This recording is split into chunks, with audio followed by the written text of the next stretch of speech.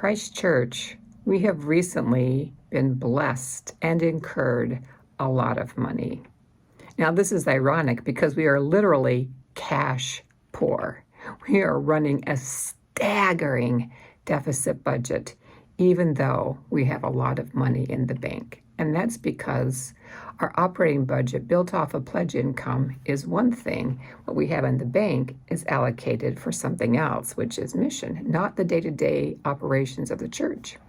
So rebuilding post-COVID will take time, and it will take faith that we are building a solid foundation despite what it looks like on paper. Money is important.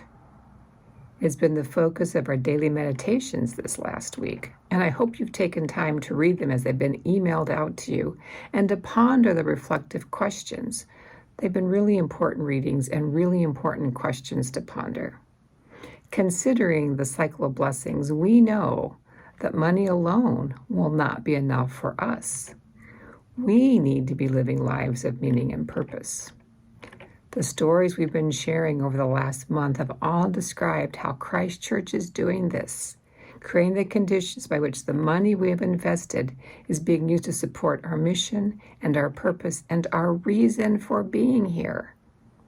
Our Baptized for Life team have shared their stories, and week after week, I share stories with you about the impact we are having through our work to develop a Center for Intercultural Development, the ICCD. In our context, developing effective relationships with people who are different from us is how we are being invited by God to live lives of meaning and purpose. Of this, there is no doubt. So next week, we here at Christ Church will host one of our most important events in our long history as a community of faith with the Palestine-Israel Forum. On Saturday, November 5th, beginning at 1 p.m., we will offer a panel discussion with three extremely prominent speakers: a Palestinian Christian human rights attorney named Jonathan Katab, as well as Tariq Kahil, who represents American Muslims for Peace, and Barbara Harvey, who will represent Jewish Voice for Peace. The entire focus of the forum is intended to amplify the global efforts to build peace by deepening our relationships with people who differ from one another, to foster collaboration across differences, and build leadership capacity. This is who we are and what we are doing. And this forum will focus particularly on that effort in the Israeli-Palestine region, but it's also a global effort. Jonathan Katab will also be our guest preacher next Sunday for All Saints' Day. We are so lucky and blessed. He will preach in English at our 10 a.m. service, and he'll preach in Arabic at the noon service for Mother of the Savior. We are truly honored to have him with us. Our stewardship season began with the reading about money being the root of all evil, and I played a bit of the song Money from Pink Floyd's Dark Side of the Moon. Remember that song? On that day, I asked us to consider how money was actually not the root of all evil, but rather how we use our money is key to its impact.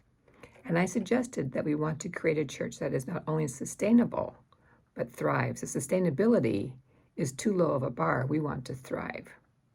Today is the day that we are being asked to turn in our pledge cards, to put our money into the mission of this congregation, to put our money into supporting you, each one of you, and the impact that you have on the world around us. Does it make sense that making a financial commitment to Christ Church, to our mission, is a commitment to yourself, as well as everyone else who is here and who depends on this congregation and on our presence in this neighborhood?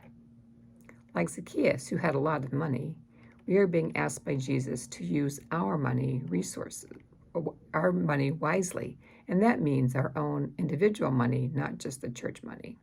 And that also means to support the basic day-to-day operations that keep this congregation going, to pay our staff, to pay our utilities and upkeep on the property, and to enable us to have a physical presence in this neighborhood so that we can continue to be a source of hope in a troubled and divisive world by offering space and opportunities to build peace and be a beacon of God's love in the world.